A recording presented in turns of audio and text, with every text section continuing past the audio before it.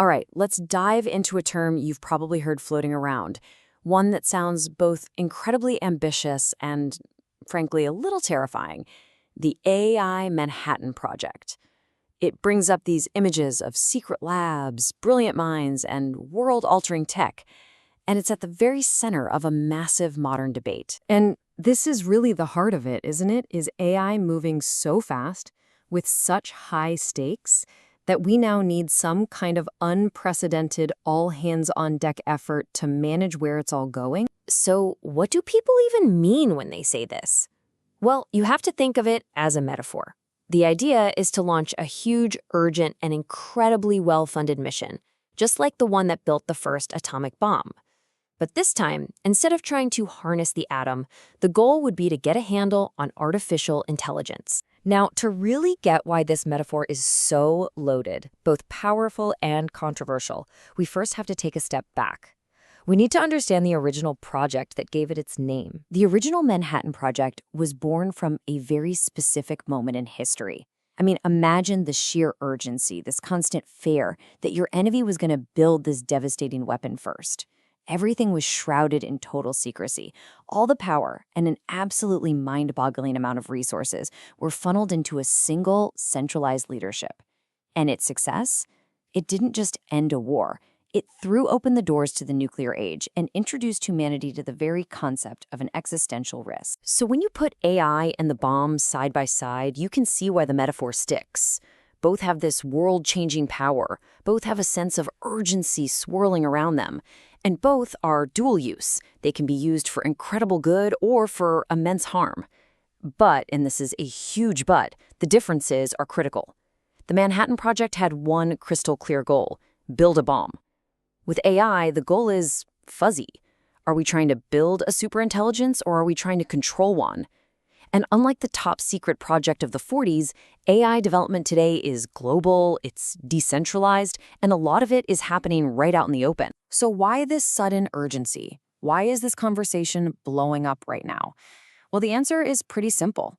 It's the sheer, breathtaking speed of what's happening in AI. Just think about how fast things have changed. A few years ago, we were playing with clunky chatbots.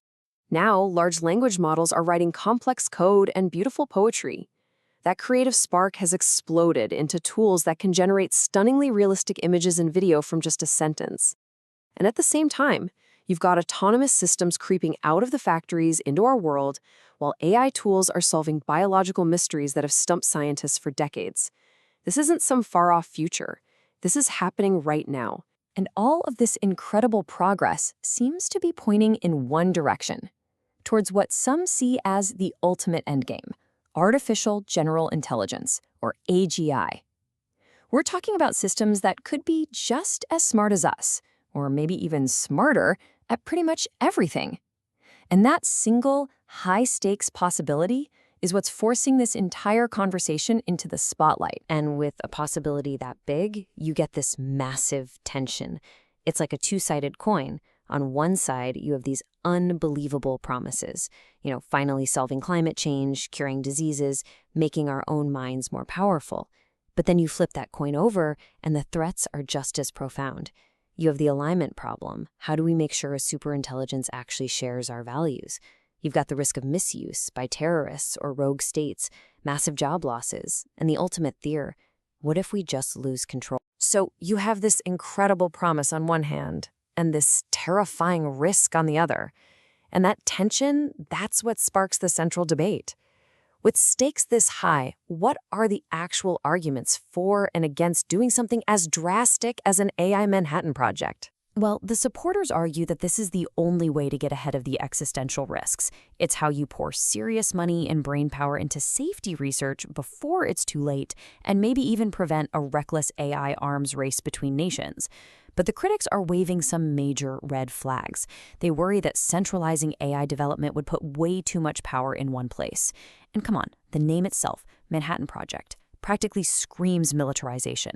Plus, with no clear goal and zero trust between global powers, how could something like this possibly work in the real world? Which brings us to a huge, really practical problem. Okay, let's just imagine we all agreed to do this. Who on earth would actually be in charge? There are really four main ideas being tossed around. You could have a single government, like the US or China, take the lead. Or maybe a partnership between governments and the big AI labs.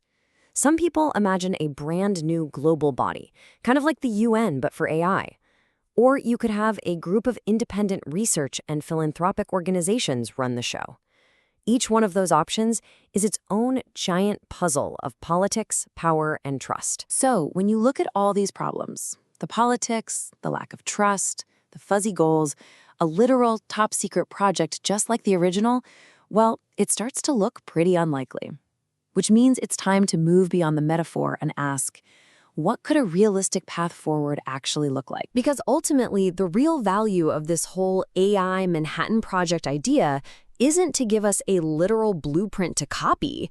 It's about capturing the spirit of the original project. It's about recognizing that we face a challenge that could define our civilization, and we need to meet it with that same level of urgency and coordinated effort. So if it's not one single project, what is it? A more realistic approach might look more like a network. Imagine different labs and organizations around the world all agreeing to work under a set of shared global safety standards.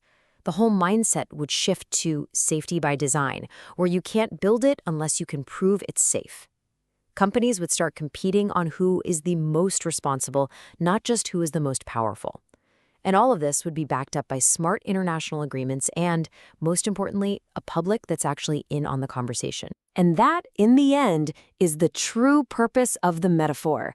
It's a wake-up call. It's a powerful, dramatic way of saying that we need to confront what's coming with the seriousness, the focus, and the resources that a world-changing technology like this one absolutely demands. So while the project itself is a metaphor, the challenge it represents is 100% real. The technology is accelerating.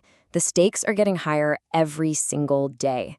And the decisions being made right now will absolutely shape the world for generations to come. So the final question isn't about building a secret lab in the desert. It's about how all of us, together, are going to choose to build the future.